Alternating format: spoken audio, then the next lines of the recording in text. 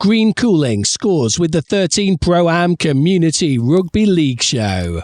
Brrr, I tell you what, Steve, chuck us a pull over. It's flaming freezing. I can't get used to this heat. Lack of it, of what I've seen over the last few weeks. You know, I've gone from 40 degrees in Belgrade to 30 degrees in Nantes to 20 degrees in Warrington. There's nothing wrong with that, mate. It's freezing. Hang on. Where have you been last? South Wales. South Wales. Right, okay. That was a balmy 23 degrees. Yeah, it's been gorgeous here this last couple of days. That was nice. Yeah. It was nice. Everything but the result. But having said that, no, that's just from a biased English person.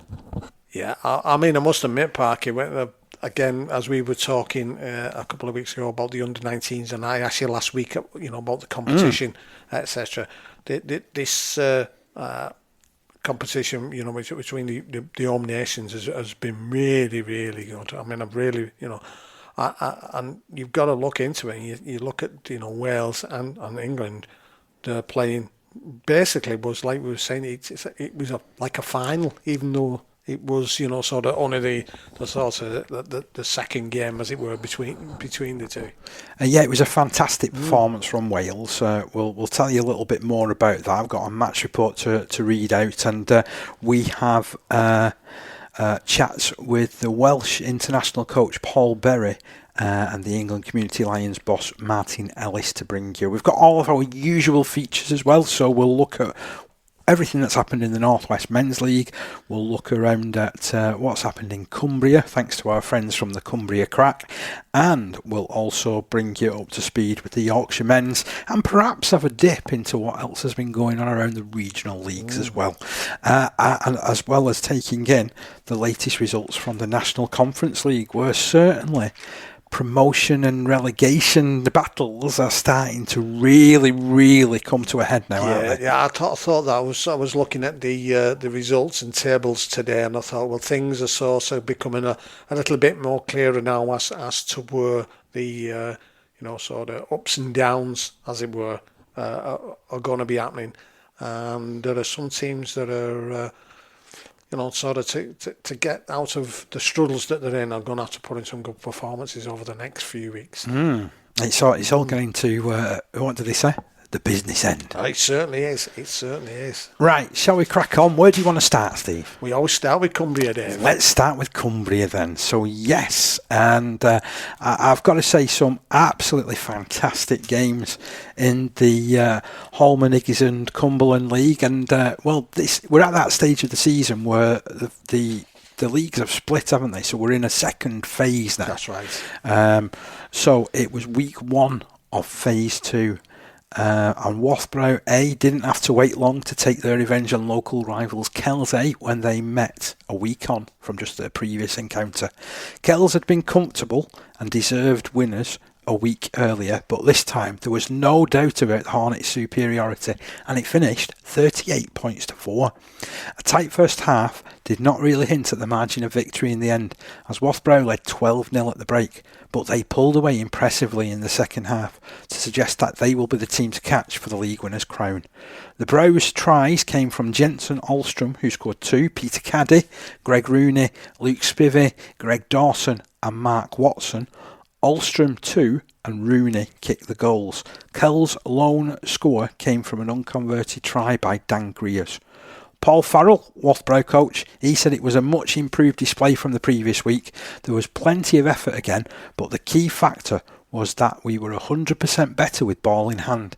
Some changes from last week helped with that, and now we're getting players back. It's a good start to the second phase of fixtures. It's going to be hard every week because all these games in the second phase will have an impact on how the final table is going to look.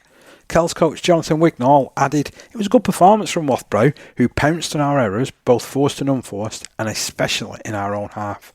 They turned field position into points at significant moments in the game and deserved their victory. And we were in the game at half time and thought with the conditions we would take control. But again, some errors on our behalf quickly resulted in points for them.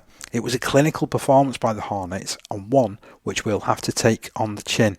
And I'm just looking on the Cumbria Crack website.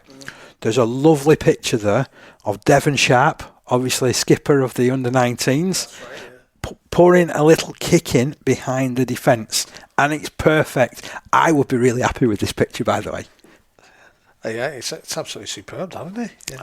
So he was man of the match as well. Yeah. Recently awarded who's returned from his England Lions exploits in the European Under-19 Championships, while Kells man of the match went the way of Richard Marr.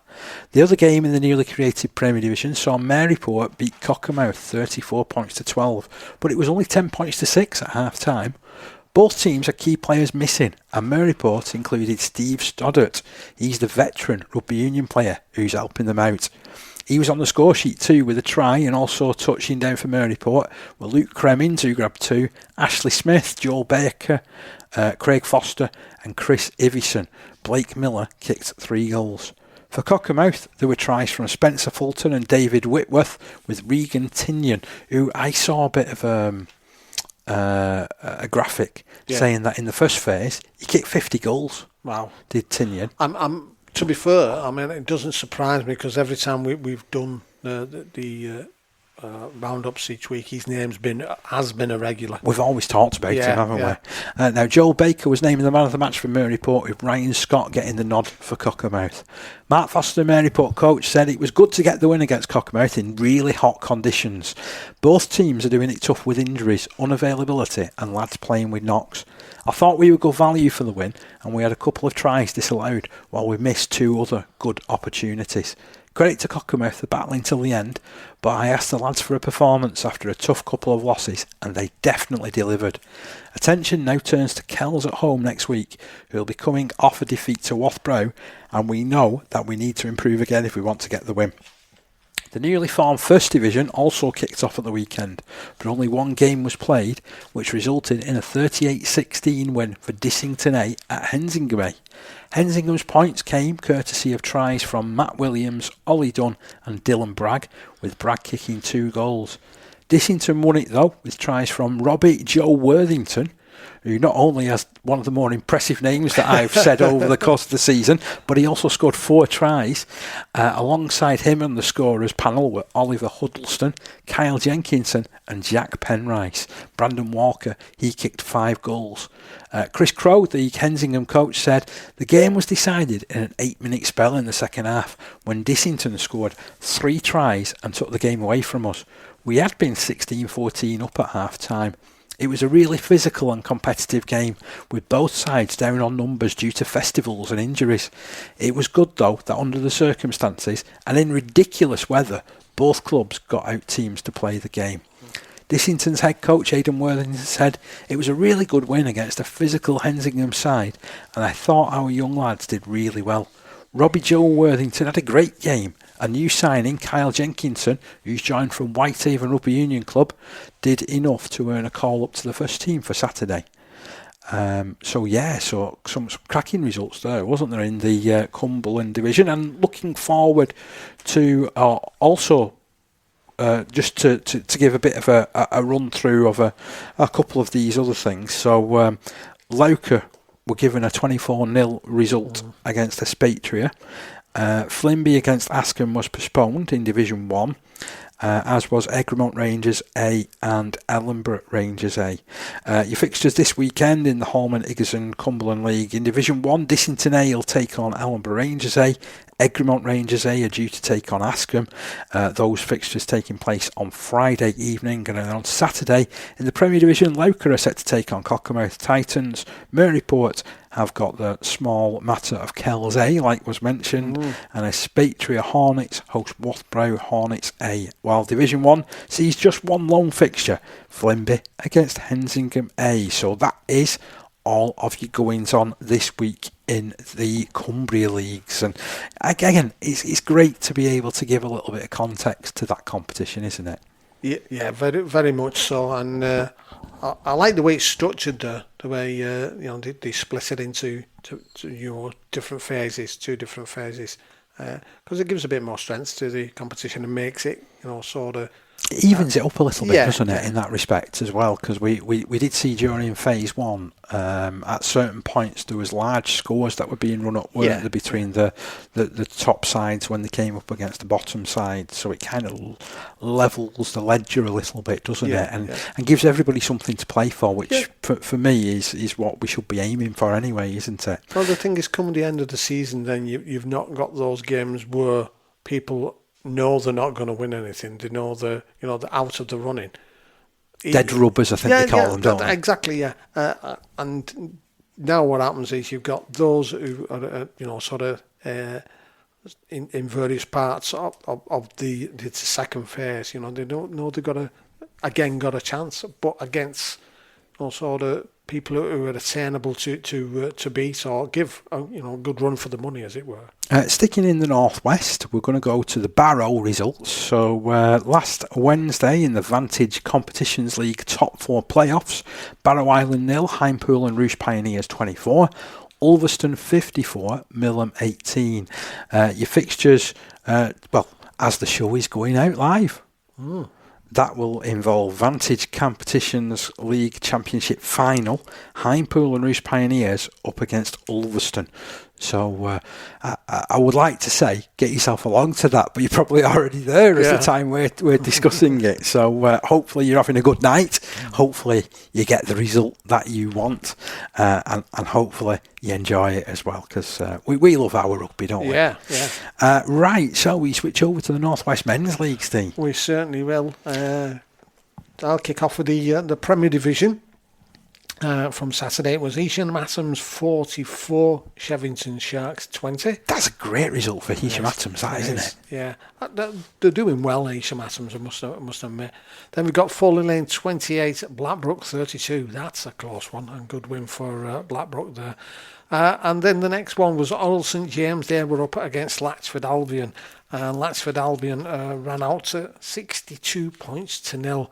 Winners against Latchford Albion. Conceded, didn't they? They conceded 62, so Oral St James won 62 0. Yeah, and it was obviously Latchford found how unforgiving rugby league can be, and they fell to heavy defeat against challenging Oral with a raft of injuries in the squad. Assistant coach Bond, who had taken over head coach duties with Martyn Ellis on international duty, was forced into supplementing the squad with players from the under-18s. There was no lack of effort, but Oral showed why they are current champions with a ruthless performance from a very experienced side who have played together for a number of years. And it's totally right. I mean, to be fair, Oral have been doing that to a lot of teams. And Latchford have been really under the pump this season, it's got to be said. And it looks like the writing's on the wall for them, to be fair, for unfortunately dropping down. But again, same as we said in the past, perhaps that's what they need to just sort of feel the feet a bit better. And these 18s that they're bringing in, to bring in and give them a competition that's a bit more sort of not one-sided, as it were. And there's some very promising players coming through Latchford as well, to be fair. So, I mean, I was away with one last week when we were in France with the Community Lions under-17s. Unfortunately, he got injured as well in the first test. But Lewis Johnson, like a really, really good lad. I think that he's one of those players that will certainly push into that into that Latchford first team. Yeah. I'm obsessed with Oral. Into that Latchford first team, for years to come, and I hope that he does enjoy a long first team career. A quick one on Oral St James, because they're quietly going about their business and really boosting this points difference. So I know that they still trail league leaders Hurst Finch, who have now gone 10 games unbeaten, but Oral St James just tucked in behind them, 3 points behind, having played one game more, 8 wins, 2 losses and a draw. That just keeps them nudged ahead of Blackbrook. And you mentioned about Heysham Atoms having a good season by their standards. They're currently sitting in 4th spot, just ahead of Ashton Burrs. And the Burrs themselves, they have a week and a bit to look forward to, don't they? With 3 home games on the trot. So a tough one, that though, isn't it? You know what I mean? So many games. We talk about the professional games and they say, playing too many games and there's not enough space between times, etc. Excuse me.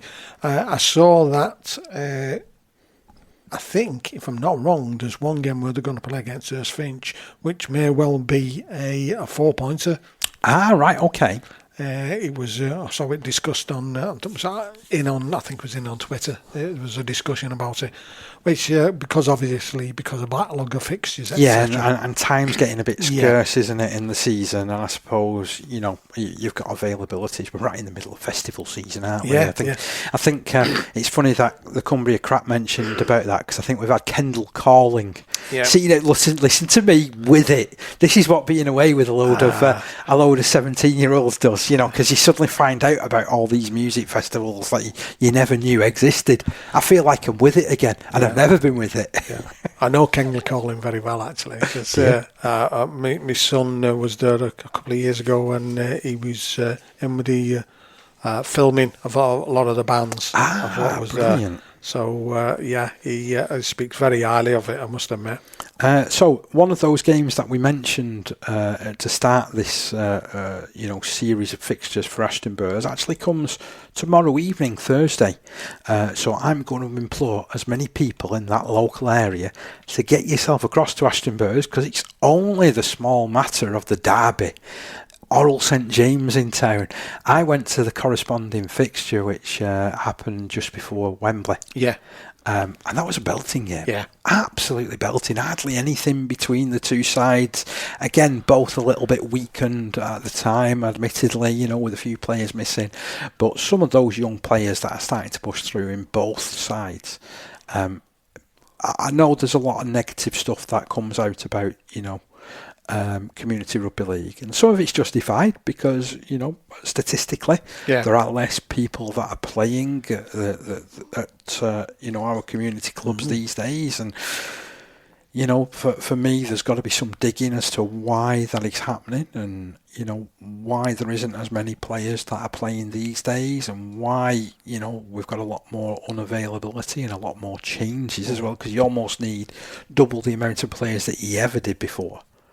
But then again, in the same token, those players don't seem to continue and be available for longer than an average, about 4 seasons. Yeah. So, there's a lot of things to sort of think about there. But as I said, that's a blue ribbon game, that really, as far as North West Men's League is concerned in the Premier Division.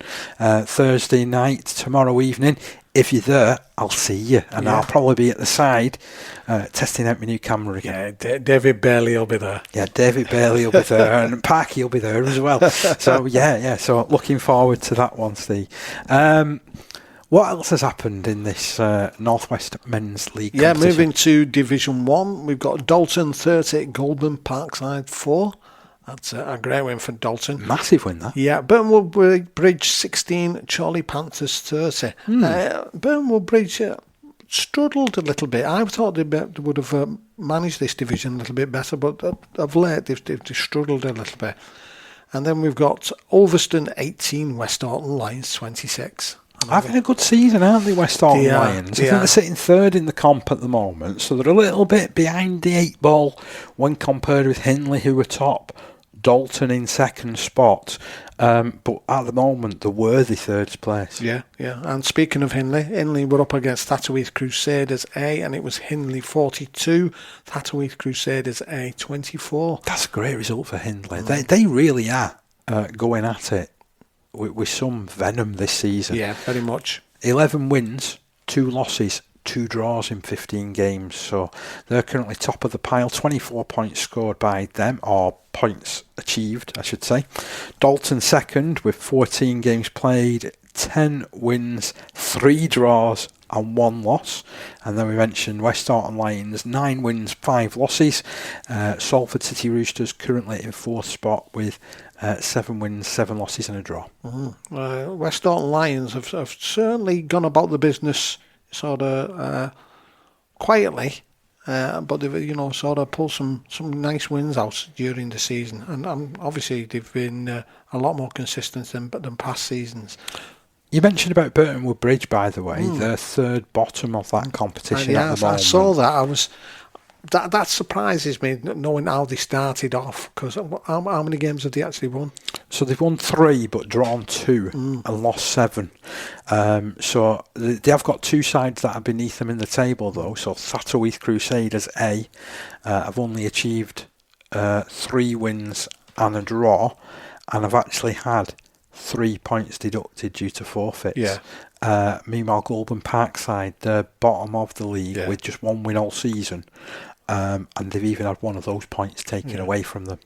And it shows you the 2 of the teams that were promoted last season struggling again, and I think we'll find out later on that is not an unusual scenario in teams that are moving up. Some people manage to get on the roll and move up okay. And as I say, I think Burton Wood at the beginning of the season, and Goulburn to a certain degree, started off quite well, but obviously it's catching up with them. So moving on to Division 2, just 2 results here. We've got Waterhead Warriors A 18, Highpool Tigers 38. Great result for Highpool Tigers, that one. And then we've got Roost Pioneers 18, West Bank Burrs 52. That is a good result. That is a big result, that, isn't I mean, it? I know Roost Pioneers have had a bit of a testing season for them, because as I've said in the past, they're usually one of the front runners and pushing there for promotion. Or they're always in the mix, but this season's been a little bit unusual for them. But to go West Bank Burrs, to go up there and put 52 on them, because we know about travelling up that neck of the woods is not always the easiest at the end of the day. It's quite interesting when you look at the table. So Highpool are running away with that league, to be honest. They have played 11, won 11, amassing 360 points, conceding 154. And then second place is West Bank Burrs, 7 wins, 3 losses and a draw. Rochdale Mayfield A are in third, surprisingly, with 5 wins, 5 losses and a draw. Roost Pioneers, despite you mentioning about them struggling somewhat this year, find themselves in 4th, so they could still push their way on, couldn't they? But they've won 5, lost 5 of 10 games. Waterhead won 4, lost 5, drawn 2, and then you've got the strugglers, you know, sort of further down the league. So Newton Stormy, 6th position, 4 wins all season, 8 losses. Lee Miners Rangers A, 4 wins, 7 losses, and Wigan Springview currently propping up the rest with 2 wins and 9 losses. And we've seen Wigan Springview have a point deducted for forfeiting, and Rochdale Mayfield have had a point deducted as well from their tally. Right, moving on to Division 3, we've got Wigan St Jude's Northwest Men's League team, 34, Bank Bulls 18. That is a good win, that, for Wigan St Jude's. Good. Bank Bulls are one of the teams who I think we mentioned last season that they were promoted and always look good and are doing well. One of only 2 losses, to be honest, that Bank Bulls have suffered this season. So that is a tremendous result for Wigan St Jude's. Very much, yeah. Then we've got Runcorn 32, Clotface Miners A 26. And then we've got Blackpool Scorpions 68, Cadiz Head Rhinos 0. Wow, that's a massive result. I mean, I know Caddies are struggling at the wrong end of the league, and they've currently got -1 points, actually.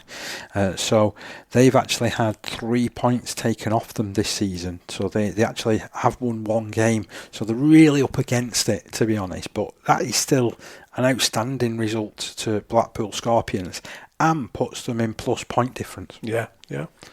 Moving on to Division 4, West Orton Lions A 40, Culture Eagles 30. Good win there for Culture Eagles. Liverpool Lizards 28, Chester Gladiators 0. And then we've got A. Warriors 24, Portico Vine 0. Now, I'm not sure whether that's a forfeit or whether that's the actual result. There is 1 point deducted from Portico Vine for a forfeit, but I'm not sure at what stage that point was deducted. It could well be this one, which is a shame, really, because I would have thought that would have been a premier game between the two, because they're not a million miles away from each other, and certainly Aydock are having a really good season, and Portico for their first season, open age wise, for a long time. I've been doing relatively well in that respect. Nice competitive league, this one as well. So like you mentioned, Haydock running away with it, 10 wins out of 12 now, according to all the results that have come through and make up the table. But then you've got Langworthy in second spot, 16 points. Portico Vine in third with 15 points. Culcheth Eagles in fourth with 14 points. Liverpool Lizards in fifth with 14 points. Orrell St James A in sixth with 12 points. So that just leaves Chester Gladiators and West Orton Lions A little bit adrift at the bottom of the league. Yeah. So I think that's it. That's the roundup of the North West Men's League. So let's run through the fixtures. So I've already mentioned one of them, big one, the big one. I'm going to be at that behind the camera. I could get used to being behind the camera. Actually, you could. Some would say that I've always impressed more behind the camera than in front of it. But hey, that's Dad, stop sending them messages in. Yeah, that's terrible. Yeah, that's terrible. You've got the voice. You've got the face for radio. I've definitely got a face for radio. That's right, Steve. Other fixtures in the Premier Division on Saturday. That sees Blackbrook host Halton Farmers Hornets. Should be a good game, that one. Heysham Atoms have got Folly Lane at home. Hurst Finch go over to Latchford Albion, and Orrell St James. I'm not sure how they're going to play Thursday night and Saturday. This is interesting if they are combining. Orrell St James are at home to Shevington Sharks. In Division 1, Dalton host Chorley Panthers. Burton Woodbridge go over to Goulburn Parkside. We know what happened last year, don't we? Yeah, we do. Yeah. Let's hope there's not a repeat of that, by the way. And it's a little bit of an in story, this one, but there was quite a lot of off-field antics last time out. So hopefully none of that ends up taking part again. Salford City Roosters host Ulverston. Meanwhile, Thatterweath Crusaders A go over to West Orton Lions. And in Division 2, Lee Miners Rangers A host those runaway leaders Hinepool Tigers. Waterhead Warriors A are up against Roost Pioneers. West Bank Bears take on Wigan at Springview. Division 3 fixtures, well, that sees what looks like a real battle. It's a top of the table clash between Banky Bulls and Garswood Stags. Blackpool Scorpions have Runcorn Highfield as their visitors this week, and Cadishead Rhinos, they're at home to Higginshaw. Division 4, meanwhile, that sees Chester Gladiators host Orrell St James A. Culcheth Eagles at home against Portico Vine in what looks like it'll be a good fixture. Langworthy Reds second against top the Haydock Warriors. That all looks like it's a cracker as well. Right, moving on to the Yorkshire Men's League, Steve. Yorkshire Men's League Premier Division, and we're kicking off obviously with the results there. We've got Keighley Albion 20, Freiston Warriors 32, Stanley Rangers 20, Newsom Panthers 6, Doncaster Tollbar 40, King's Cross Park 36.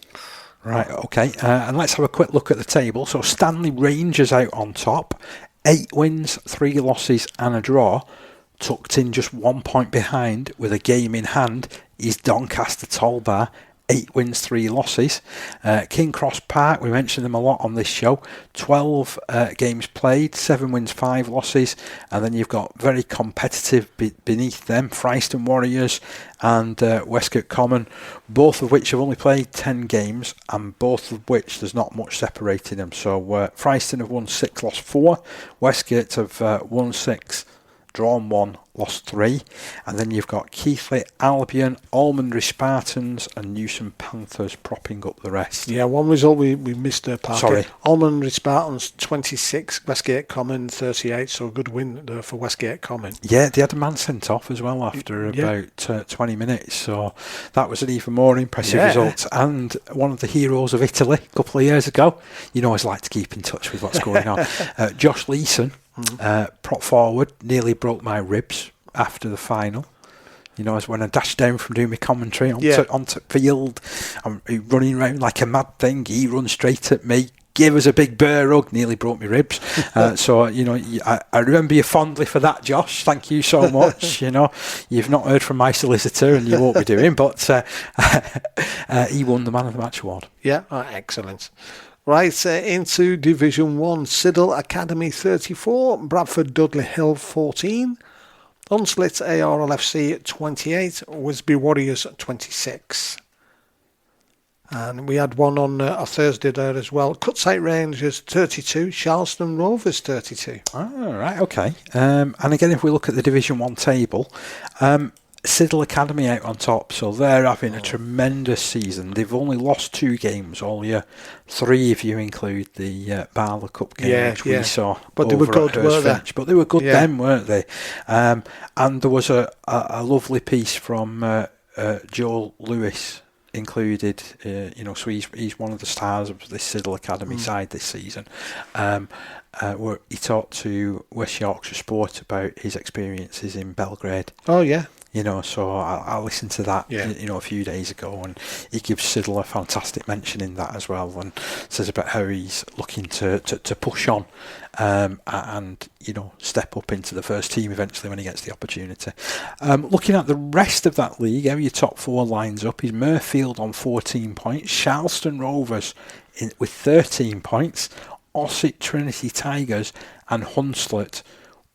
Both really close. There's only 8 points difference between them, and they're locked on 12 points each in the league. So that is going to be an interesting end to the season between them two, isn't it? It certainly is.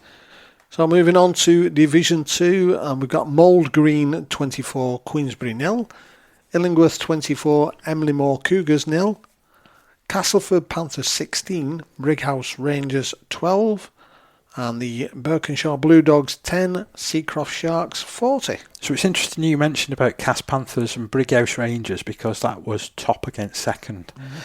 So that clash looks like it provided everything that you would have expected there. 16-12 in favour of Cass Panthers, their 9th win of the season.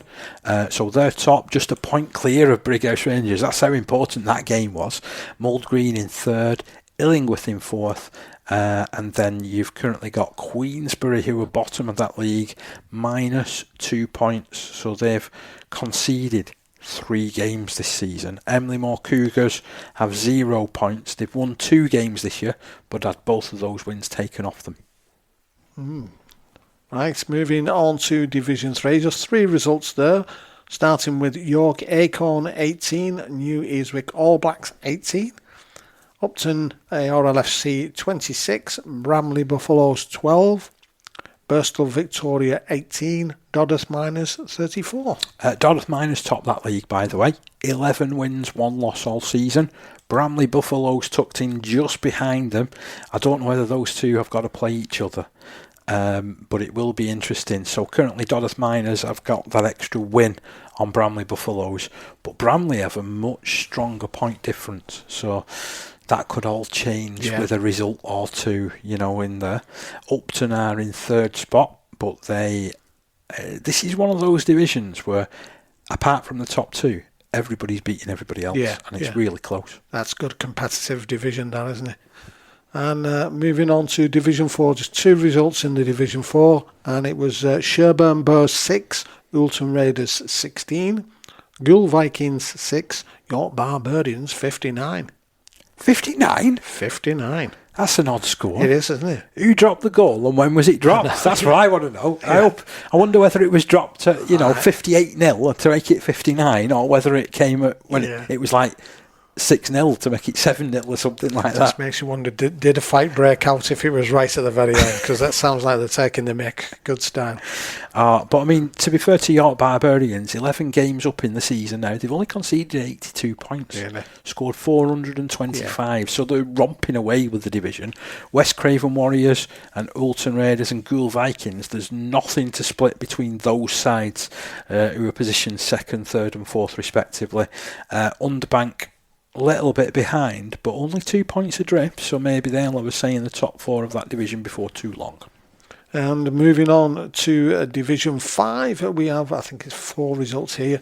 We've got Garthforce Tigers 0, Linley St Joseph's 24, Farley Falcons 22, Durham Valley Bulldogs 46, Derby Elks 24, Scarborough Pirates 0, and Criddleston All Blacks 22, Batley ARLFC 22.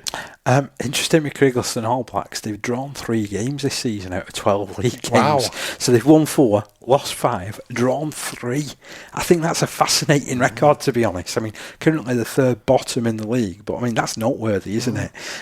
Batley have also drawn 2 of their games. Dearne Valley Bulldogs looking comfortable up at the top, currently 3 points clear of Linley St Joseph's, with Derby Elks a very, very respectable 3rd position. 8 wins, 3 losses from their 11 games so far. Yeah, Division 6. Say that again. Division 6. Right, okay. We've got Charleston Rovers Academy 72, Guiseley Rangers 4, Rycroft Hammers 21, Emsworth Dragons 20, King's Cross Park Academy 28, Keighley Albion Academy 46. So again, some nice competitive results there, isn't there, really? Moortown Mambas are out on top on there, and I'm still trying to track down. Yeah, we want the Moortown Mambas. We really want to hear about that club. So if you're listening to this, we've been appealing all season, but if you're listening to this and you're thinking, hey, I know someone who's at that club, get a message to us. Yeah. At Dave Parkinson RL over there on that there Twitter, or that there X, however you want to call it, drop me a message. I'm quite happy. I really want to chat with Moortown Mambas. I'm going to make it my aim in life to get an interview with the Moortown Mambas. I don't know when I'm going to achieve it, Steve, so I'm not setting myself, a lofty ambition here. Where is Moortown? I don't even know. Yeah. Yeah, I'm sure it's not one of those places which we went to when we were trying to track Bentley down, was it? No, we don't think we passed it. We went everywhere else, I think. It was like a Yorkshire Men's League tour, wasn't it?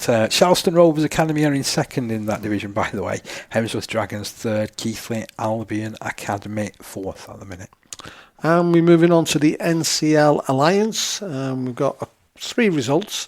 Firstly, we've got Shawcross Sharks 0, Eastmoor Dragons 24, Milford ARLFC 24, Normanton Knights 0. And finally, Heworth 12, West Bowling Academy 56. Yeah, so West Bowling Academy currently dominating that competition. They've had 8 wins from 10 games so far. Eastmoor Dragons, though, just 2 points behind. They've played 1 game more, so they've won 7, lost 4. I'm interested to see how Eastmoor Dragons do, because obviously their NCL side dropped out of the National Conference League before the start of the season. They were set to take their spot in, Division 3 of the National Conference. So I'm hoping that the recovery goes well at Eastmoor Dragons, and that in the not too distant future we can maybe see them putting a bid in to return to the National Conference League. I think certainly, regularly completing your fixtures in the NCL Alliance division will certainly go a long way to supporting that. Milford in 3rd, Stanningley 4th, by the way, in that comp. And finally, the whole division sees 2 games, which I have a sneaky feeling both might be forfeits, but I'm sure you'll tell me otherwise. They're not 24-0, are they? They're both of them. Scunthorpe Steel Sharks 0, Skirler 24, Eastall 24, Cottingham Tigers 0. I think Cottingham Tigers might be one. I'm not sure about the other one, though. Because, who was it who would have got the result? It would have been Skirler who would have got the result, and it was Scunthorpe Steel Sharks. Yeah, because there's no other deductions. Well, Skirler have had 4 points deducted for concessions this year, so, that's interesting. So, Eastall top that division, Westall a distant 2nd, Myton a distant 3rd, Scunthorpe Steel Sharks a distant 4th. Yeah, so that's a roundup of the actual results for this week. Let's run through the fixtures. So Friday night in the NCL Alliance, you've got Stanley up against Heworth. On Saturday in the Premier Division, King Cross Park up against Fryston Warriors. Newson Panthers host Keighley Albion. Stanley Rangers are at home to the Almondbury Spartans. Westgate Common, they travel over to Doncaster Tollbar. That looks like a blue ribboned event, doesn't it, as far as the Prem Division of the Yorkshire Men's is concerned. In Division 1, Cutsyker up against Wibs Hibsy Warriors, Hunslet at home against Ossett Trinity Tigers, those two pretty close in the league from memory. And if we also look, Murfield are up against top of the table Siddle, Bradford Dudley Hill, they host Charleston Rovers. Division 2, that sees Brighouse Rangers up against Birkenshaw Blue Dogs, Castleford Panthers, they're at home to Mould Green. And then Emley Moor Cougars up against Queensbury, Seacroft Sharks host Illingworth. Division 3, top of the table Dodworth Miners are up against Elland and Greetland. New Earswick All Blacks host Wyke, York Acorn are over at Upton, and Bramley Buffaloes, they're over at Birstall Victoria. In Division 4, Ulton Raiders hosting Dewsbury Moor. Underbank Rangers are hosting the Sherburn Bears. West Craven Warriors travel over to Goole Vikings. And in Division 5, Derby Elks host the Criggleston All Blacks. The top of the table, Durham Valley Bulldogs are up against the bottom of the table, Garforth Tigers. Second place, Linley St Joseph's are playing against the Farnley Falcons. Bartley, meanwhile, are at home to the Scarborough Pirates. Division 6, that sees Hemsworth Dragons at home to the top of the table, Moortown Mambas. Keighley Albion Academy, they are set to play against Guiseley Rangers. Meanwhile, Charleston Rovers Academy have the trip over to Rycroft Hammers to look forward to. And in the NCL Alliance Division, Normanton Knights against Eastmoor Dragons, West Bowling Academy up against Milford, and the Hull Division, Skirler against East Hull. And that's all of your action from Yorkshire. Yeah, busy fixtures there. Where to next, Parkett? You know what? I'm just going to go very, very briefly with the results from the Southern Conference. So I'm going to go West Warriors 24, London Scholars 0. Obviously, we know that there's no London Scholars. Eastern Rhinos 22, London Chargers 28. That sounds like it were a classic game, to be honest. And then in the other regional leagues, the London Premier Division, West Warriors A46, Elmbridge Eagles 20, Brixton Bulls 28, Medway Dragons 38, London Chargers A24, Brighton and Hove 0. In the East of England Premier Division, Canvey Knights 30, Anglian Vipers 30, St Albans Centurions 0, Hemel Stags 24. And then elsewhere, the grand final took place in Scotland. So this saw Edinburgh Eagles up against Glasgow. Now this was held at the same rugby union venue, which I visited with the England Community Lions under 16s. So this was at Cambuslang in Glasgow, so it's right on the outskirts of Glasgow. Quite a picturesque little ground, to be honest. You know, although I hope that somebody's cut the pitch since that game, because it was really, really long. Edinburgh Eagles, they won the grand final by 30 points to 24 over Glasgow, so well done to the Edinburgh Eagles. In Wales, the results were Rhondda Outlaws 32, South Wales Jets 46, Torvin Tigers 34, Aberafan Fighting Irish 26, Bridgend Blue Bulls 24, South Wales Saints 0. And then if we also look at a couple of these other results that came in, South Wales, so these were, I think, from the previous weekend. South Wales Jets 74, Aberafan Fighting Irish 14, Bridgend Blue Bulls 54, Rhondda Outlaws 14, Torvin Tigers 38, Cynon Valley Cavaliers 24. So it's the semi-finals this week in Wales. You've got South Wales Jets up against the Cynon Valley Cavaliers, Bridgend Blue Bulls up against the Aberafan Fighting Irish, Steve. I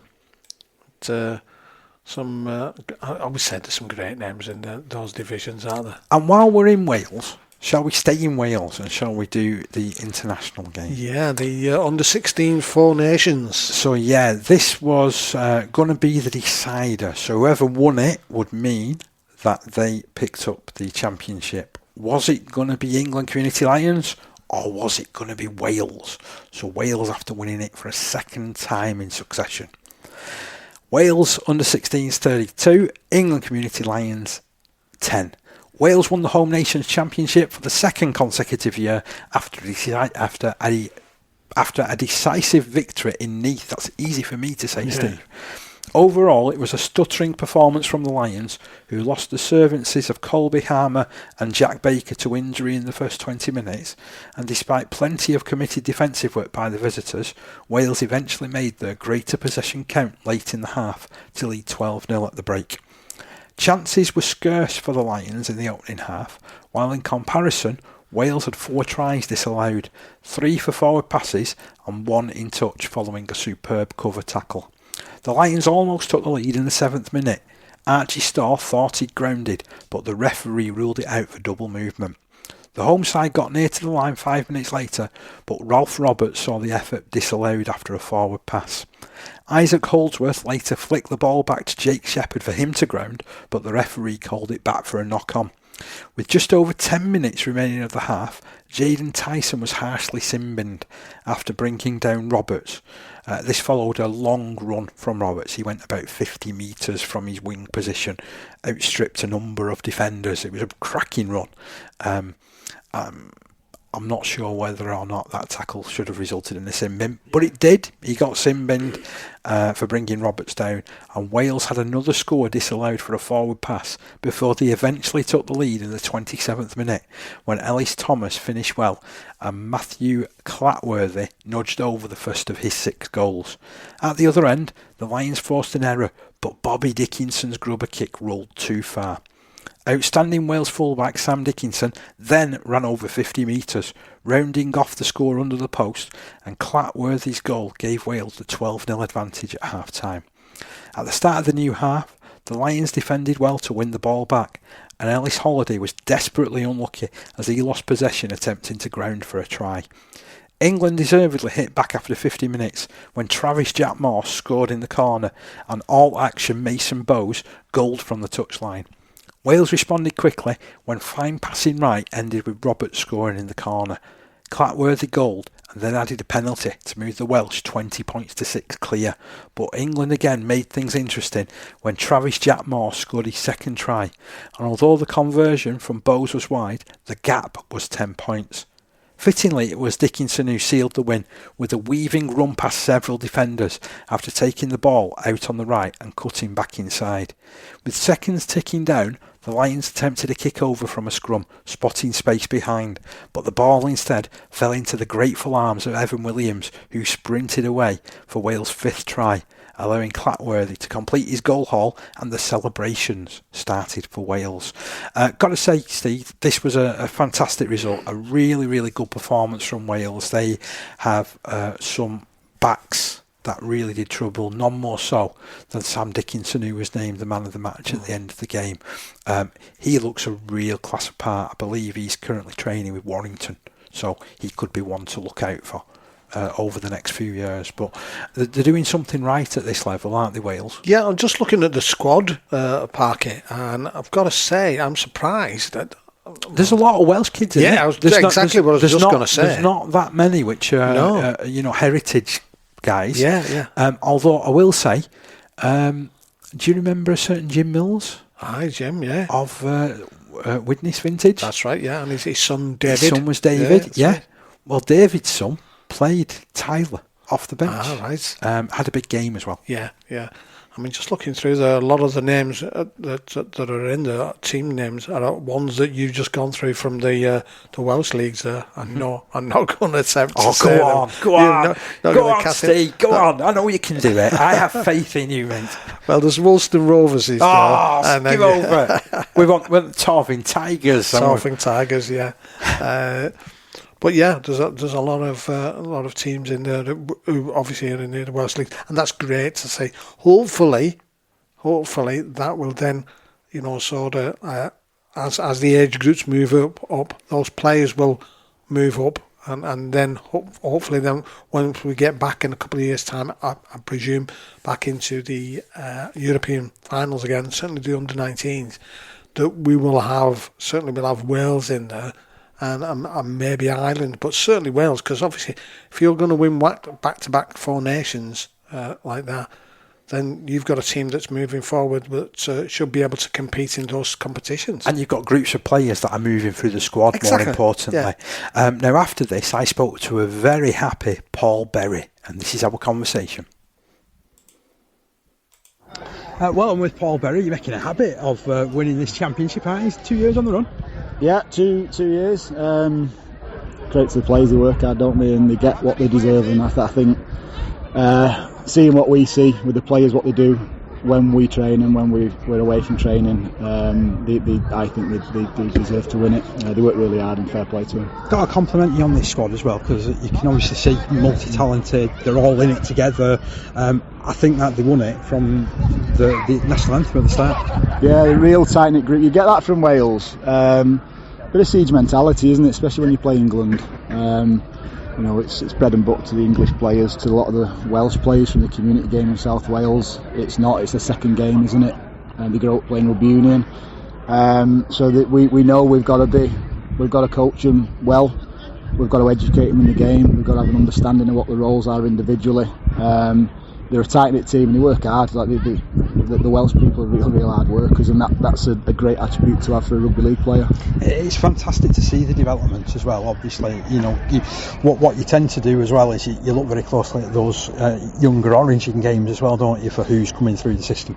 Yeah, that programme is really important to us now, the under-14s, and that's a dual age group with 13s and 14s involved. So a lot of the players that play for our under-16s team today have been in our pathway for 3 or 4 years. They've been on our radar.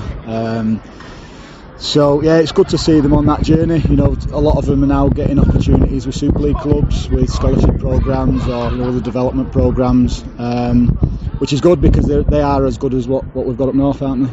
And I mentioned, two straight championships, but it's 3 years now that you've beaten England, so I mean, there's plenty of things that are happening which are really good for Welsh Rugby League, isn't it? It is 3 years, yeah. Year before that we got beat by 2, so we weren't far off there either. That was the last minute try, was it, or the last couple of minutes over at Colwyn Bay. So yeah, like I say, we've got a great coaching staff here. They work as hard as the players, if not harder. We challenge the players to work hard, and they come up with the goods, and all we can do is prepare them to play, and when they go on the playing field it's up to them, isn't it, to make the decisions, think about what we've talked about and practiced, identify the opportunities that we highlight in the week, and then take them. Obviously, I know from a Lions programme about how much goes into the scouting players and then bringing it all together. What about from the Welsh perspective? So when does your year start? Because this is the culmination of it all, isn't it? Yeah, it's probably a 12-month calendar, and that doesn't really stop. The community game is such a short window. They play May through to middle of August, and then it stops. So we need to keep them in the game over that winter period as well, keep them engaged in it so we don't lose them. So it doesn't stop. Yeah, it's difficult. I mean, it's difficult for me, 3.5 hours away, up on the motorway. So yeah, like I say, we've got some great staff down here as well. The development team are down here, and the guys that run the Origin programme put a lot of work into it on a voluntary basis as well. And the guys that run the community clubs are doing it the right way and for the right reasons, which actually is for the kids and the players to offer them an opportunity. So we see them from the other side, from the kind of performance perspective, don't we? But a lot of the hard work is done before we get the players at 14, 15, 16 years old. And just one final point from me. I mean, it's fantastic being able to come to iconic Welsh rugby venues, and it's great to hear the Welsh Rugby League putting stuff together to get a partnership going. We need to bring games down here, isn't it? Yeah, it's quite. I've never been to this ground before. I know a lot about it. You kind of do, don't you? You know a bit about it. From what you see and what you hear and the history of this place and the players. From the 80s and 90s that then moved north from playing here. Alan Bateman and Jonathan Davis played here, didn't they? I'm from Warrington, so I'm aware of that. But the ground's class and it's the right size for this kind of game. The Welsh, the West Wales fans following numbers too, don't? There's a lot of good players down in West Wales, Swansea, Bridgend kind of areas. It's good little venue to play at, made up. Thank you so much. I'll go and let you rejoin the celebrations, mate. Cheers, pal. Thanks, mate. Thank you. All right. I'll delete about 5 minutes worth of video. Green Cooling keeps the 13 Pro-Am Community Rugby League show cool, even when tackles get heated. So there he is, Paul Berry.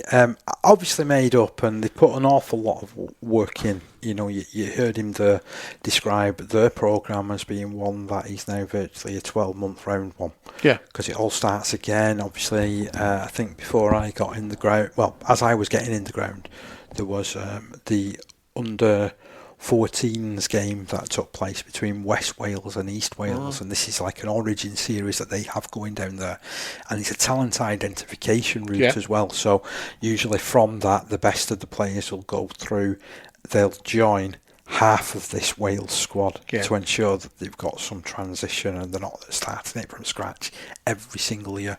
And that's something that I wonder whether could be implemented into the Lions programme just a little bit. I don't know how it would work. Obviously, there's people who are involved far greater than I am, in that programme. But sometimes I get the feeling, because they're scouting every single year, they're building up. So, by the time they get into the games, although you get to learn a lot about who you're training alongside, you're not really playing. You're not really getting into that situation. Yeah, so I sometimes think that when you're coming up against these sort of sides where there's a number of these kids that have opportunities, and fair play to them, they've deserved them. So they've got opportunities to go and play scholarship level, and they've got some that are going into Super League scholarships next season. And again, nothing against that at all. But I just wonder whether there's a better way from a Lions point of view, to bring that together a little bit more. But like I say, that's for other people to maybe have those discussions rather than myself. It's a fine balancing act, isn't it, Parker, between obviously the results and winning and giving as many lads an opportunity to play for the country. And I agree with that, and I agree with the whole ethos of it. And for me, and I know other people might see, the Lions programme as being partly performance based. Don't get me wrong, everybody likes to win. But ultimately, I think you've hit the nail on the head there. It's about giving players opportunities, it's about giving them life experiences. Some of these guys might never ever play together ever again. Yeah. But yet, I bet in 20 years' time, if they met up and they had a chat about this, they'd remember this group of games. They'd remember being alongside each other. They forged friendships that last. And I think, as I said last week, I think sometimes it's about developing good people, good habits, and that rather than always looking at the bottom. The end result, well, the last thing, or the first thing everybody looks at is the results, don't they? Yeah. But I think you should look a little bit deeper than that. Yeah. And I agree. And that's where, I suppose, as much as the Welsh model, we might call it, looks good, I think the downside to it there is you've still got half a team who are going to be there for next season. Yes. That are already there, which narrows down the amount of places that are available for that East versus West. It's, as I say, it's a balancing act, isn't it? And if that's why the England Lions don't take that approach, then you can understand that. You can understand it, and don't get me wrong, I'm not being totally negative, to it. I just find it interesting when in speaking with Paul and seeing how they structured it, and obviously it works for them. And as I say, it's getting that fine balance between getting the results and giving as many lads as you can the opportunity to experience that. Because just from me, sat here at home listening to those match reports, listening to those games, you get a buy-in, and you think, well, if that's happening for me as a spectator, inverted commas, if you've got a chance to play in those games and to be a part of that, it must be absolutely fantastic. And I've got to say as well, that there is sort of like another part to this as well, and for me that is the fact that this approach is working for Wales. So they've won 2 of these championships on the bounce. If you then go back the previous year, they had a winning record against the Lions then when they came up against them in a series of games. Yeah. And then the year before, that's the last time when there was success at that level for the England Community Lions. And that was only by 2 points as well. And I think Paul mentioned that as well, about the fact that how good they've been. Okay, so we've heard the winning reaction. Let's catch up with Martyn Ellis now. Well, Martyn, we're catching up in the aftermath of a loss here in Wales, which means that the Under-16s Whole Nations champions remains in Wales. Spirited effort from the boys, though. Yeah, mate, can't fault them. They all dug deep, didn't they? Got a couple of injuries early on. with an head knock, so we lost a couple of players. Had to shuffle around in positions a couple of times within the game, but no, I can't fault their effort. They've been a great programme, hasn't it, for us all? It definitely has, and like you mentioned though, those knocks coming so early, one coming to a prop forward, are so integral to the way that your game plan goes. It stimulated it from the start, really, didn't it? Yeah. It sort of put us on the back foot a little bit, because obviously our changes had to come early, so it took a bit of gas out to some of the big guys. I thought Big Joe was fantastic today. He did play massive minutes and just kept going, and obviously we had to move a couple of other bodies into the middle and stuff. But no, honestly, Dave, I can't fault their effort. It's been an absolutely fantastic group from day one. We've grown together, and it's can't fault anybody's effort. It was 12 points to 0 at half time. Second half, a much more spirited effort as well coming in, and probably better completions. I think that was the ultimate aim, wasn't it? Yeah, definitely. We just wanted a bit of energy. We said it's not down and out. We've got 12 points in us, and we just want to show that we could come out there and play, and we did. I've got to say, I'm proud of the lads. I'm proud of the group of staff and everybody who's been around it all this time. It's fantastic. As you say, it's something that's been building, and it's been a great joy of mine this season, seeing how this group in particular has come together. And I think that's a credit to all of your staff and everyone that's involved in the programme. Yeah, I can't thank the staff enough. They've been superb for me. Massive help. All done the job superbly to the top level, and obviously then it's rubbed off on the players. It just wasn't to be today, was it? But do you know what? Heads held high. I've told them that. Be proud of what you've done. They were the best 20 lads in the community game, weren't they, from 360. So keep their heads up, come back next year hopefully, and keep going on that Lions programme. And to be fair as well, really you can chalk 2 tries off this, can't you, because of the way that the scoreboard pressure was at the end. Yeah, we tried at the end last minute, and we went for that kick, and it bounced for them, not us, didn't it? So yeah, take that try away from it. Again, as I've said, we can't fault the effort of every one of them. They've been superb, a really good group, and I've enjoyed coaching them over this last few months. With your involvement in the programme, what type of things do you learn about yourself as a coach? Because I mean, it's a development programme, isn't it? So I'm thinking, as a coach, you're always developing too.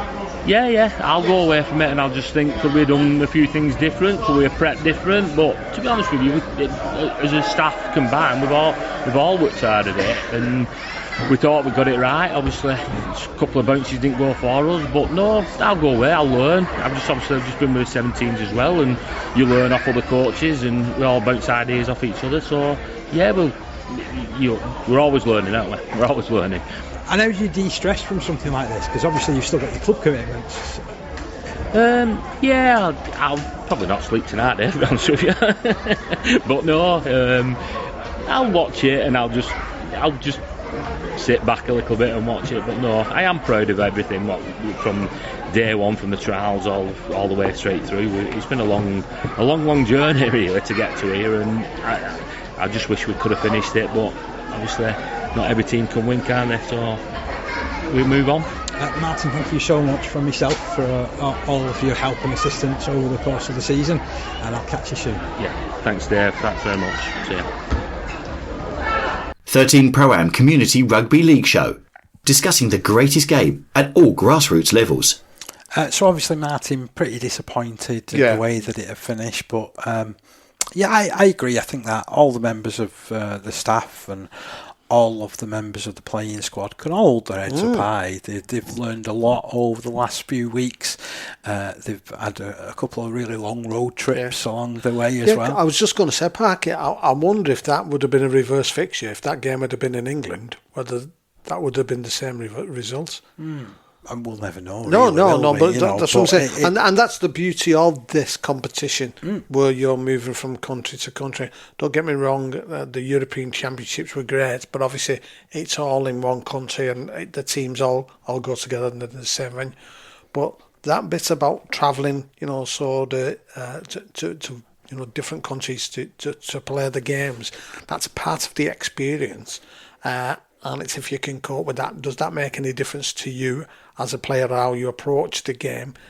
It's I think it's listening to the results and everything as they've come through over the various weeks. yeah, I agree with what Martyn has said. That the programme as a whole has been really successful. Oh, it has. Yeah. It has. And when you get him there talking about Big Joe. So Big Joe had such a massive influence on the way that the Lions played. For quite a time he was like the only recognised prop forward that they had. They were moving players into the position, rather than having that every single time.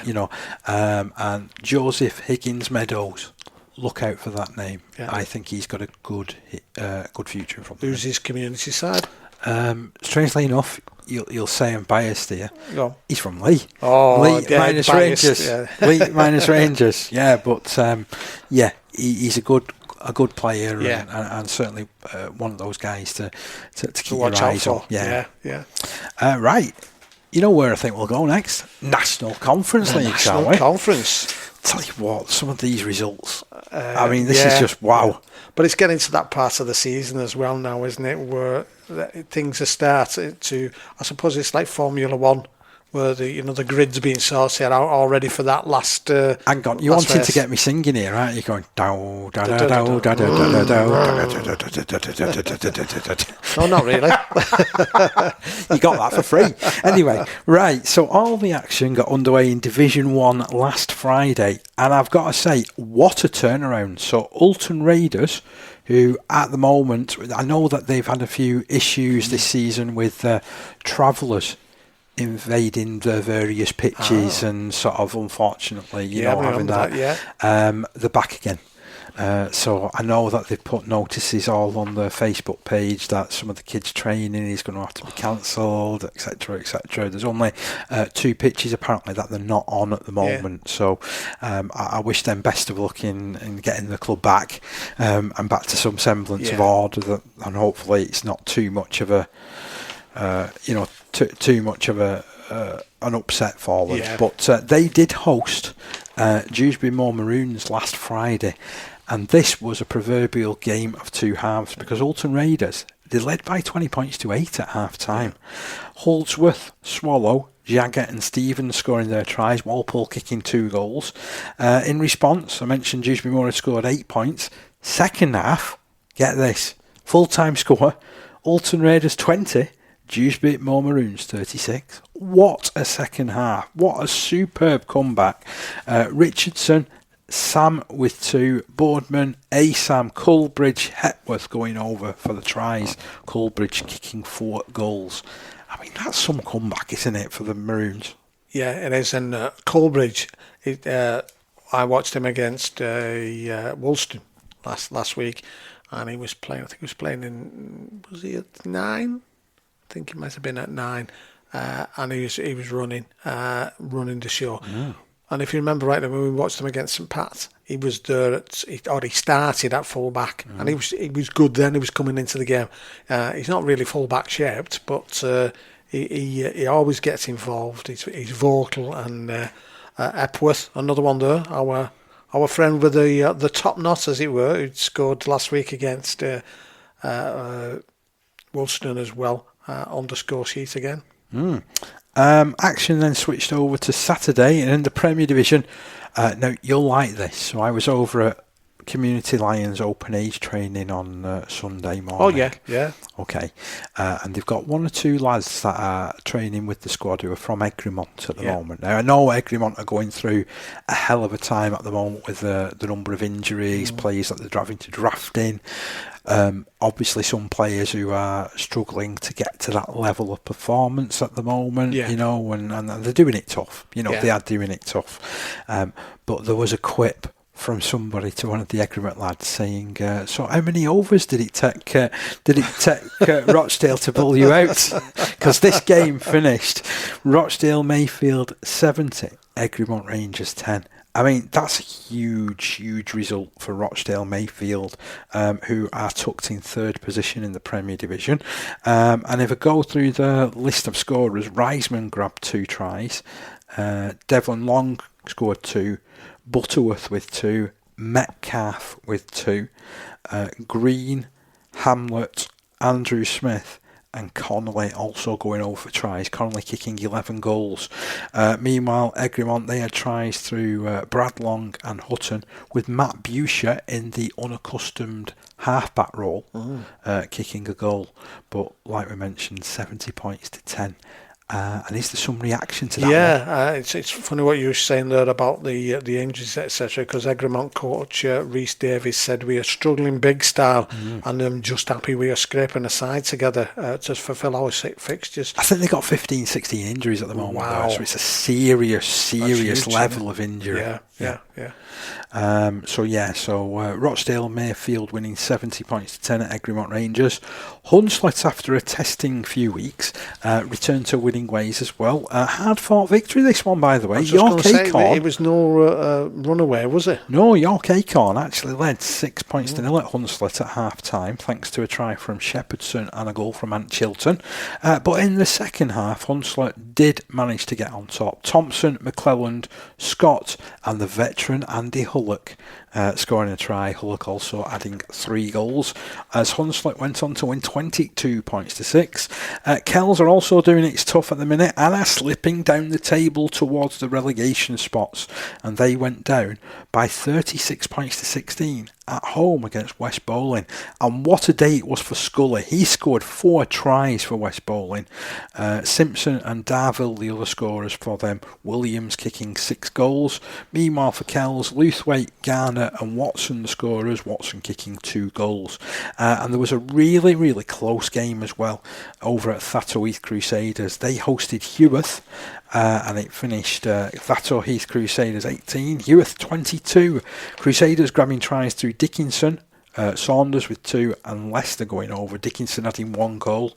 Meanwhile, for Heworth, Touse scored a try, Elliott grabbed 2, and Burton grabbed the other with Sadler kicking 3 goals. And this was some comeback as well, because at half-time, Thatto led by 14 points to 4. You've got a little bit more about this, I've got a match report here, Park. And in the National Conference League Premier Division, Heworth, again fielding the side containing several promising youngsters, kept their hopes of surviving in the top flight alive with a morale-boosting last gasp 22 points to 18 success. In breezy conditions at St Helens outfit, Thatto Heath Crusaders. It's always breezy. It's always breezy. It's a prevailing wind, that one, isn't it? It's windy with Chicago. We know that, don't we? Heworth, after an indifferent first half performance, trailed 14 points to 4 at the break, but dug deep to show great character and a never say die attitude to restrict the hosts to just a solitary try in the second period, whilst posting 3 touchdowns of their own to take the spoils in a tense finish. It wasn't until the dying seconds that winger George Burton crossed for the match-winning score.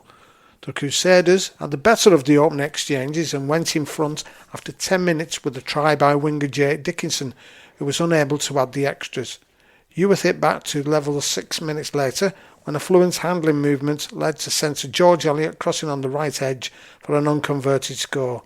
The hosts again began to look the more threatening and dominated pressure and territory with their big forwards, making strong yards up the middle, and it took some stout defending by Heworth to keep them at bay. Eventually, though, something had to give, and on the 27th minute, the Crusaders regained the lead with a touchdown from centre Adam Saunders, goaled by Dickinson, to make it 10 points to 4. The hosts ramped up the pressure, and 5 minutes later, after visitors failed to gather a high attacking kick, they moved the ball to the right, and Saunders followed up to touchdown.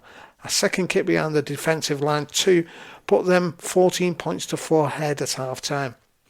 The home side came out at the start of the second half, fully intent on increasing their lead, but it was the black and whites who got themselves back in the contest on 51 minutes, when, after a revisit into the host's 20-metre area, Elliott muscled his way over, direct from acting halfback close to the line, and substitute Jack Sadler slotted the conversion to reduce the deficit to just 4 points. Heworth, though, still continued to maintain any cohesion and struggled to complete their sets of 6 tackles, which denied them any field position. And as a result of this, they spent long periods pinned in their own half, defending the line, which they did admirably. But the Crusaders, with the momentum in their favour, looked to have sealed the match on 72 minutes with touchdown by centre Sean Lester to make it 18 points to 10. Youth, however, had other ideas, and it was all to play for 5 minutes later when they summoned up some inner strength to surge downfield and Elliot crossed to complete his hat-trick, which Sadler improved to bring them within 2 points. With home nerves jangling, it was essential that Youth maintain possession from the kick-off, and they did just do that, making good yardage just over the halfway line before forcing the hosts to concede a penalty. Sensing victory, they shunned the chance of going for goal, and after kicking for touch, they moved the ball to the right edge, but were just held short of the line. And as the clock ticked down into the final minutes, they produced a superb flowing handling movement for young winger George Burton to go over by the left corner flag to seal the contest and spark jubilant scenes from the US faithful.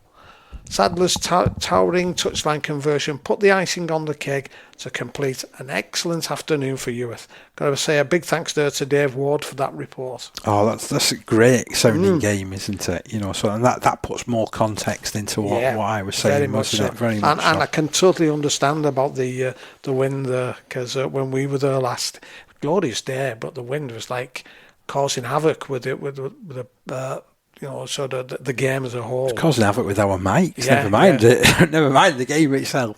And then other results from the Premier Division: Wathbrow Hornets 28, Loch Lane 18. So over recent weeks, Loch Lane have picked up some really important victories, but this time they found Wathbrow Hornets a little bit too hot to handle. They've now gone to 9 wins, 9 losses as their record for the season.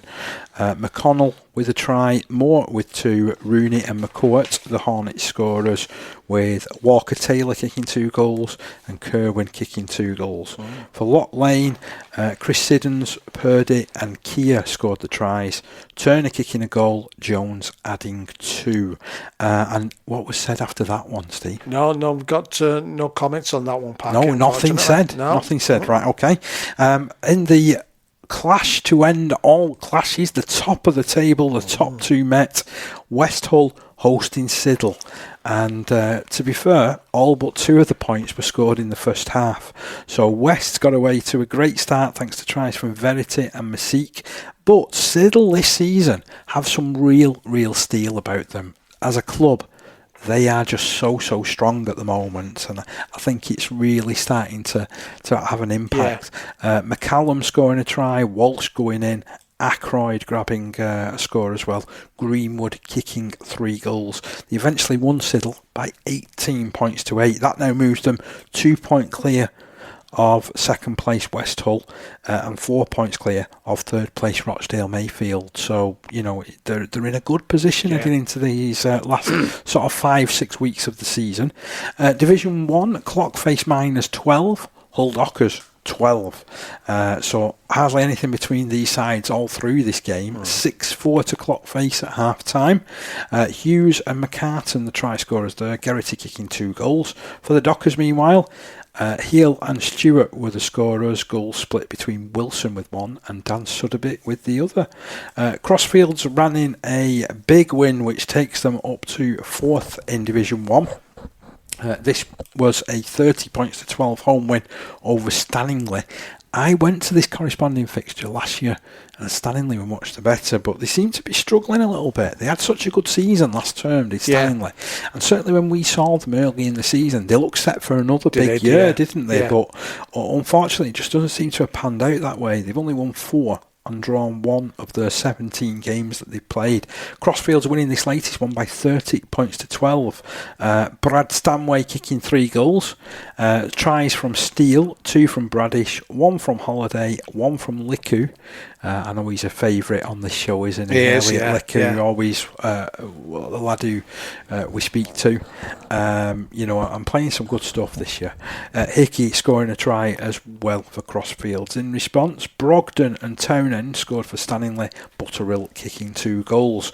It was a last-minute penalty, which sealed the deal for Leigh Miners Rangers against Ince Rose Bridge. And they had this game won at one point before letting Ince Rose Bridge come right back at them, and then finally sealing it with a penalty from Pilkington right near the end. So Grimes, Lewis, Williamson, Gotts and Harry Darby were the scorers for Leigh Miners Rangers. Pilkington eventually kicking 5 goals. In response, Ince Rose Bridge had scores themselves from Rogers, Hughes, the massive prop Morrison, and Kai Malone, with Shaw also going in for a score. Robbie Valentine kicking 4 goals. Very, very narrow win there. It was anything but a narrow victory for Waterhead Warriors, who went over to Wigan St Pat's and absolutely blitzed them. So there was a dismissal fairly early on in this game for Wigan St Pat's, and then after that it was one-way traffic. Waterhead eventually winning by 64 points to 4. Brad Smith scoring Pat's only try after 60 minutes. The Warriors, they had tries from Harry Dodd, ex-England Lion. From Jensen Hamilton, from Lynch, Birch. Maiders grabbed 3 tries. Andy Joy went in for a score. Bridge, Grady and Brennan also going in. Brennan also kicking 9 goals as well. A real profitable afternoon for him. Maiders with the other one. And the heavy scores continued in Division 1 as Woolston Rovers topped over 70 points against Skirler, who have really looked like they're struggling. When I saw them really early in the season, I wasn't expecting this season of struggle. I agree. They looked quite good, didn't they, when we saw them at Crossfield? Well, if you remember rightly, Parky, I said I think once the tracks dry up, they will be, they will get the game together. But it's not. It's a bit of a deck of cards in parts, hasn't it? It definitely is. Yeah, Woolston. I mean, they've got the 2 Files to thank mainly for the victory. So Adam Files scores 4 tries, Harry Files scores 2 tries, Phillips scores a hat-trick, Kelly scored a try, Harnett, Smythe and Tarpey were the other scorers. Goal split between Lawton, who added 5, Brown, who added 6, Proudlove, who added 1. You know what's good there, Parky, is last season they were 13-0 up, 30 points to 4 up at half-time. Last season they would have took the foot off the gas there. But obviously they put the foot down on the throat and just carried on going, and that's a slight difference to it with Woolston this season, and they're coming into a little bit of form at the moment. So it's going to be interesting to see how they go on for as we get to the business end of the season. No, you didn't do it like I did. You didn't say it reached the business end. The business end of the season. Right, okay. Anyway, enough of me trying to be the next announcer. Let's crack on with these scores, shall we? So Skirler, they had tries through Tansey, 2 from Atkinson, 1 goal from the boot of Robson. And like you mentioned, it was 30 points to 4 at half time, and really doubling the score and more for Woolston Rovers. Division 2, Dewsbury Celtic 40, Pilkington Rex 12. Pilks have been, sort of rallying of recent weeks, haven't they? And as you mentioned last time out, certainly a very different side. They actually led by 12 points to 8 at half time. I just saw that, yeah. So what a second half that is from Dewsbury Celtic, to be fair. They had scores through Clayton, Thornton, Whiteman, Arnold, Russell and Waring, who grabbed a hat-trick. 4 goals from the boot of Paul Fulston. Had it been a better kicking performance from Fulston, that could have been an even heavier scoreline, to be honest, for Dewsbury Celtic. Rex had tries from Kieran Napper and Palladino, with Napper adding those 2 goals. Elsewhere, Ellenborough Rangers 28, Shawcross Sharks 38. And in that game, Elborough, they had tries through Todd, Taylor, Holborn, Adam Ossel and Jordan Ossel, with goals split between Mumberson with 2 and Stevenson with 2. The Sharks, well, Tomlinson was the main man with a try and 5 goals from the loose forward. French, Barker, Baines and Woods going in for single scores, Stevenson adding 2. Yeah, and the Elborough coach, Paul Gorge, said, we played really well and had fought back to lead but couldn't see it through. The final scoreline wasn't a fair reflection. We just can't buy a win at the moment because I thought we matched them in the forwards and backs. It was just a little mistake, and that let them in for a crucial try. They then went on and scored another a minute later, which doesn't really represent how well we played. We have 4 games left, and our aim obviously is try and stay in this division. The 3 points clear of the drop zone at the moment, Allenborough. So if they can get just a couple of wins, that will certainly help alleviate that position and guarantee Division 2 rugby there next season. Elsewhere, Normanton Knights 32, Barrow Island 20. They're a team that's really struggling this season, Barrow Island. They did have tries through Barker, who grabbed 2, Jones and Sneesby. Jones also adding 2 goals as well. But all the damage was done for Normanton Knights in the first half, who led 20 points to 4. Abiscombe, Bailey, Hinchcliffe, Carter with 2, and Wilson their scorers. Carter also kicked 4 goals, by the way, for Normanton Knights. A win that sort of keeps Normanton firmly in the playoff positions, to be honest. They're currently 5th in the league, just trailing Dewsbury Celtic by the narrowest of point differences as well, to be fair. And then Oldham St Anne's 52, Millom 10. Big win this for Oldham St Anne's. They've lost a few games over recent weeks, haven't they, which have really closed the gap between the rest of the division. Saints scoring tries through McGinnity with 2, Fletcher with 2, Callum Cashin with 1, Hollidge, Pogson, Smith, Rose and Worrell. Pogson kicking 6 goals. Meanwhile for Millom, it was Postlethwaite and McPherson going over for tries. Postlethwaite adding the goal, but most of the damage was done in the first half for Oldham St Anne's, who led 30 points to 0 at half time, Steve. Yeah, it was a really good win though, because as you say, they've had a little bit of a even though they're the 3rd in division, there's a couple of games where they've been a little bit on the sort of sticky side, as it were. Now, if you remember last week, we turned the clock back 7 days to when I was sitting here last week, and we were looking at the fixtures for this time round, and I said Saddleworth and Martyn, whoever loses that is going down. Well, Saddleworth Rangers were able to win it by 28 points to 22. Do they believe that they can get themselves out of this position? They were in a very similar spot last season, and then they won the remaining, I think, 6 fixtures of the year, didn't they, to actually climb to a playoff position. And, 6 wins would currently, if everybody else lost, take them up to 3rd, which would be some turn up for the Bucks. I don't think it's going to happen. But certainly they've put themselves on the front foot for being able to survive. They're still second from bottom, and they still have a 30-odd point deficit on Barrow Island, but it's suddenly looking a bit more doable. Rangers scoring tries through Ayres, Howarth, Neild with 2, and Round, McManus kicking 4 goals. Meanwhile for Martyn, often Slater, Douglas and Anderson were the scorers, Sanderson kicking 3 goals. Very close at half time in this one, 6 points each, so Saddleworth doing well to kick on and get that win in the second half. And we saw a great result for Wigan St Jude's. So I mentioned about Shawcross. Shawcross in winning that actually secured their promotion. So you know what that means? I think my ban will have been lifted. They can't go. They can't not get promoted now. I think I should fit them in over my last 5 weeks of the year.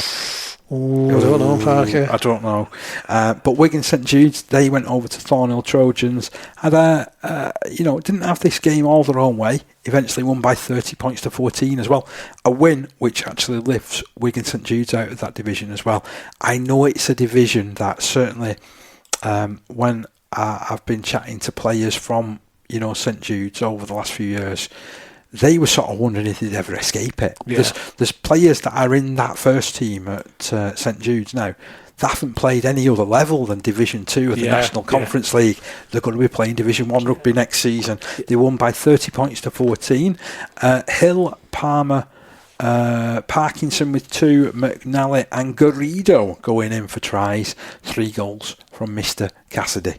And then the Trojans adding tries through Lee and Pritchard. Goal split between Gibson with 2 and Sam Ratcliffe, but it wasn't enough. And well done to both St Jude's and Shawcross in winning their promotions. Yeah, very much so. Congratulations to you both guys. And that's going to be, some really good games in the First Division next season as well. Into Division 3, and the first big story to tell you about is the fact that Seaton Rangers could not raise a team to go over to Featherstone Lions. So I hope all is well at Seaton Rangers. I know that they have struggled over the last 2 or 3 seasons after blasting into the National Conference League, where they were right up at the top end. I know they've lost a succession of players to the professional ranks, which can sometimes happen, but that's a worrying development. So that game was postponed. I believe that they will be offered future dates to get this played. Because if it doesn't take place, then there could be repercussions for one or both of those sides. So we know what's happened as a result of last season with points deductions, with relegations. Both of these sides are at the wrong end of the Division 3 table. Would they survive being re-elected to the National Conference League? Will it get that far? I don't know. I hope something can be sorted out, because we don't, speaking as someone that follows National Conference Rugby League, I don't want to see any more sides dropping out of the comp. I definitely don't want to see that. We need both of those sides to be able to fulfil all the fixtures. So I hope that they can get something sorted. Elsewhere in Division 3, there was a big win away from home for Lee East at Bentley. So Bentley were losing 20 points to 12 at half time. Lee East winning by 32 points to 18 in the end. Turton, Richards, Middleton scoring tries for Bentley, 3 goals from the boot of Sykes. Meanwhile, for Lee East, Hughes, Hanson, Kieran Prescott, Fletcher, D. Prescott with 2, Ball with a try, and it could have been so much more convincing had Aspinall got his kicking boots on. He was able to kick just 2 goals, but it was enough. East Leeds, meanwhile, despite having their points deducted at the start of the season, have climbed to the top of the league, courtesy of a massive 74 points to 14 win over playoff chasing Beverley. So East, they scored plenty of tries. Player coach Woofit went in for a score. Thomas Minns, former Super League centre, he grabbed a hat-trick. Got a bit of a tale about Thomas as well. I was just going to mention that. But big congratulations to him and his family. He's completed his training for the North Yorkshire Fire Service. So big congratulations from us as well. And the message from East Leeds said, smashing another childhood dream of yours and giving your best to our community. A natural leader, endless courage and a big heart. We are so proud of you. It's lovely when you see messages like that from community clubs to players, and obviously it's rubbed off on Minns because he's giving them his best, isn't he? He's having a brilliant try scoring season. As we mentioned, the hat trick there. Mensah scoring 2 tries, Kamano scoring 2 tries, Edwards, Thompson, Railton, Duckworth and Jacassi in for tries as well. Littlewood kicking 11 goals. Meanwhile, for Beverley, who trailed 40 points to 10 at half time, Norman, Wilson and Murray scored their tries, Dobson kicking a goal. And in the other outstanding fixture, Hensingham 12, Milford 12. So Hensingham, they're having a little bit of a late season wobble, aren't they? They've not had things all their own way. They were only able to defeat Lee East thanks to a last minute try last time out, and they were held to a draw against Milford. So Wetherill and McGarry and Butterworth scoring their tries. So unfortunately for Wetherill this time round, he couldn't add any goals. For Milford, there were tries from Jones Bishop and Meek, 2 goals from Spellman, crucially, for Milford, who trailed 8-6 at half time, but got a share of the spoils. So that's the results, and I believe you've got some saying afterwards. Chris Crow, second team coach who was in charge, said, this was Hensingham by the way, it was a game where I thought we just didn't execute our chances. A drop ball, a forward pass and wrong options meant we blew 5 or 6 real try scoring opportunities. Milford stayed in the game, and after defending brilliantly throughout, a slight switch off by us near the end let in a try which was the leveller. The lads were devastated afterwards, as they put so much hard work in defensively all of the game, and it felt soft to concede the way they did. But for a young side, it's a good lesson to learn that you don't take chances. If you don't take chances, you'll get punished. And that was Chris Cole, who was second team coach. I totally agree there. And Enzingham, when we saw them at the beginning of the season, if you remember, up at Bentley, they looked really, really good. We were really impressed with them. But as you say, I'm a little bit of a wobble there at the moment. But they're still there or thereabouts, aren't they? Yeah, in the mix. It has been a good season for Enzingham on the main. And you look at the young players that they've got coming through the ranks. Obviously I've been away with a couple of them over recent weeks. And, there was a couple more that are starting to come through that are, they were in the under-16s. So, the future is bright at that club. And the fact that the captain's only 23 years of age, that says that they're going to go places over the next few years, doesn't it? I agree. So all is not lost. But we mentioned some of the things, some of the battles that are starting. I know we did a little bit of a round of pass. We were talking through those, but let's just do a little bit more of a summary about it. So currently in the drop zone from the Premier Division,